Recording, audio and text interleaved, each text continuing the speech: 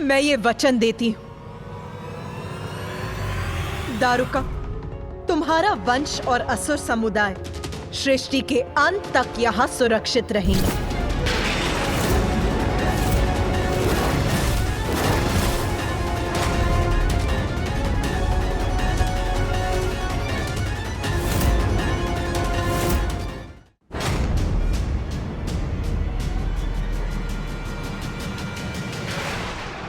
ऐसा वचन कैसे दे सकती हैं आप देवी? ये कैसे संभव है जो मैं कह चुका हूं कि मात्र सात्विक और शिव भक्त यहां विचरण करेंगे।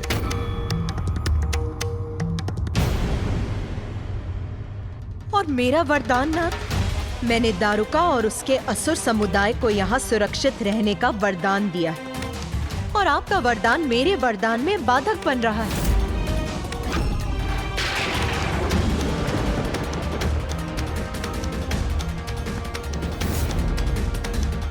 यही आपका मत है तो आप अपने वरदान की रक्षा कीजिए, और मैं अपना वरदान पूर्ण करूंगा।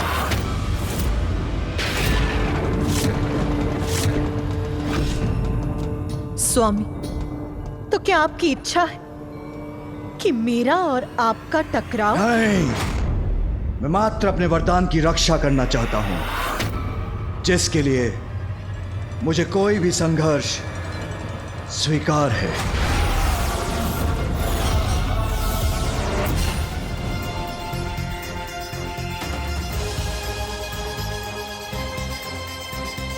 ये तो मेरी समझ के परे है माता।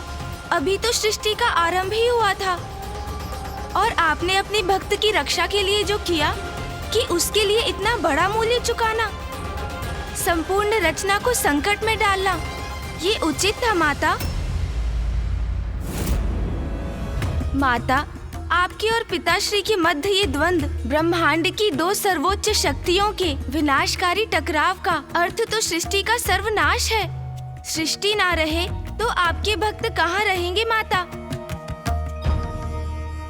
उचित कहा तूने गणेश, किंतु उस समय महादेव और मेरा क्रोध अपने चरम पर था।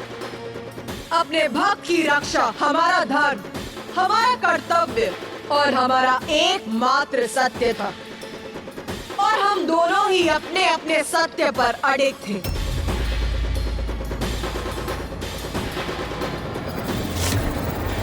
क्या हुआ देवी?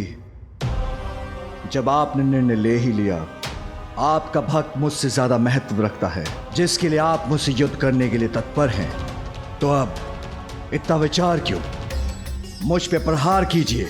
अपने निर्णय पर तो आप अटल रहे हैं स्वामी। निरंतर मेरी विनती अनसुनी कर इस द्वंद्व का आरंभ तो आप ही ने किया है स्वामी। जब अपने कथन से मेरे भक्त को उसके अधिकार से वंचित कर आपने ये भी स्पष्ट कर दिया कि आपके लिए मेरे वरदान का कोई मूल्य नहीं। मुझे मेरे भक्त को दिए गए वरदान की मर्यादा की रक्षा के लिए इस संघर्ष के सिवाय कोई उपाय छोड़ा ही कहाँ है आपने स्वामी?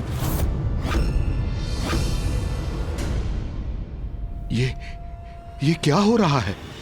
महादेव और मां आदिशक्ति का वाक युद्ध तो अब वास्तविक युद्ध में परिवर्तित होने जा रहा है, और इस अनर्थकारी युद्ध के कारण हम हैं। ये क्या हो गया हमसे?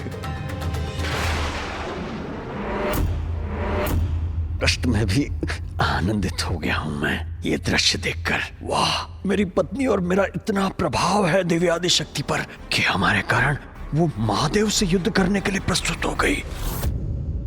महादेव, मां आदिशक्ति, आप ये क्या करने जा रहे हैं? स्वयं को संयत कीजिए, शांत हो जाइए, शांत हो जाइए। आपके मध्य युद्ध हुआ तो सर्वनाश होगा, सृष्टि नष्ट हो जाएगी। आप जगत जननी है माता, और आप जगत पिता है महादेव, इसलिए सृष्टि की रक्षा के लिए कृपया शांत हो जाइए। शांत हो जाइए प्रभु, शांत हो जाइए माता, शांत हो जाइए।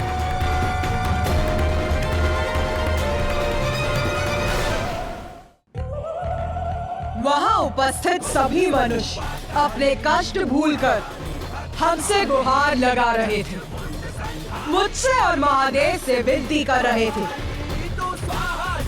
और मैं उनकी गुहार सुनकर असमंजस में डूबती जा रही थी।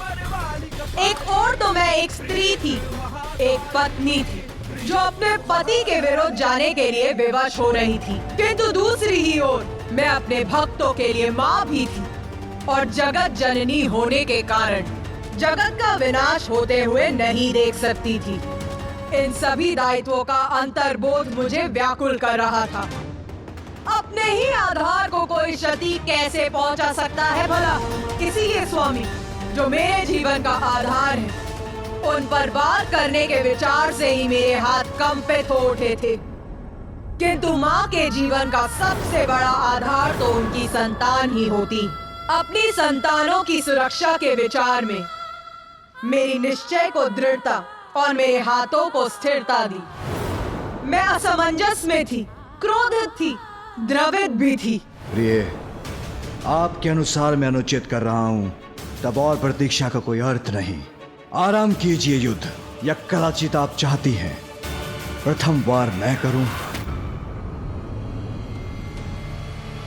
स्वामी, आप ही कीजिए प्रथम वार, द्वितीय वार और अंतिम बार, और क्यों ना समस्त प्रहार आप ही कीजिए स्वामी। मैं ही करूं वार, अर्थात आप मेरे स्वामी हैं नाथ, इसीलिए मेरे हाथ आप पर वार करने, आपको क्षति पहुंचाने कदापि नहीं उठ सकते। ये क्या कह रही है माता? वो वार नहीं करेंगी तो युद्ध ही नहीं होगा, महादेव की इच्छा पूर्ण होगी, हमारा अंत हो जाएगा। किंतु माँ, अगर आप वार नहीं करेंगी तो?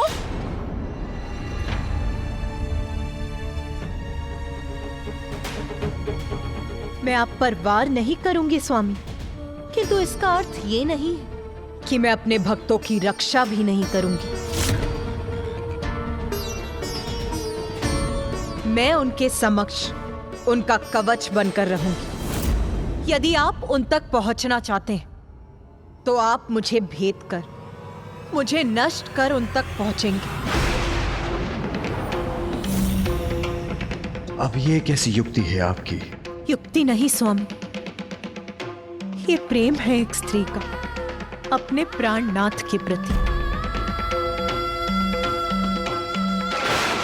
इतनी कोमल हृदय मत बनिए, जो निर्णय लिया है उस पर स्थिर रहें। मैं तो अपने स्थान पर स्थिर हूं स्वामी, किंतु मुझ पर वार करने का संकोच तो आपको हो रहा है नाथ, इसीलिए कोमलता का प्रभाव तो आप दर्शा रहे हैं। प्रिय, मुझे उत्तेजित मत कीजिए, अन्यथा मेरे हाथ से एक बार मेरा त्रिशूल जल गया तो उसका परिणाम ज्ञात है आपको। आपके त्रिशूल का प्रहार तो सहर्ष स्वीकार करूंगी मैं स्वामी, ये तो मेरा परम सौभाग्य है नाथ। देवी, इसके पूर्व की बहुत विलंब हो जाए, मैं अपना नियंत्रण खो बैठूं। हट जाइए मेरे मार्ग से।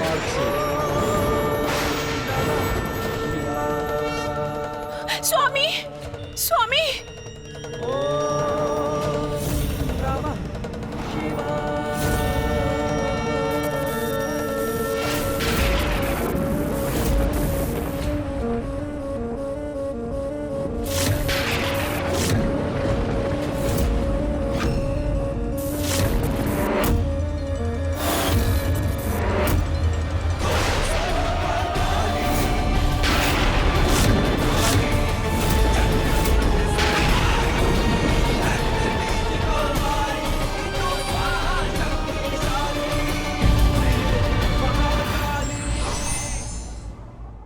वचन की रक्षा स्वयं के निजी स्वार्थ से भी सर्वोपरि है। यही संदेश भगवान अपनी लीला के माध्यम से देते हैं।